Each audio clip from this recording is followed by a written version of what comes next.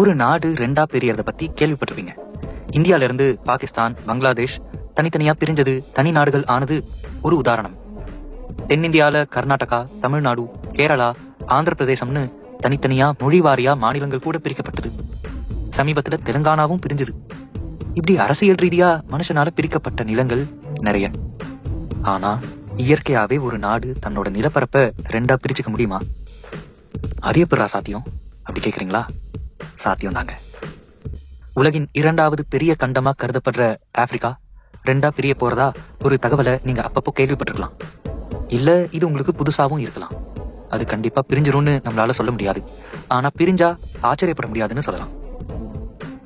நல்லா மழை பெஞ்சு சேரும் சகதியுமா இருக்கிற ஒரு விவசாய நிலம் கொஞ்ச நாளைக்கு பிறகு நல்லா வெயில்ல காய்ந்து போய் வறட்சியா தோற்றமளிக்கும் போது அதுல இருக்கிற சின்ன சின்ன இடைவெளிகளை, விரிசல்களை நம்மளால பார்த்திருக்க முடியும்.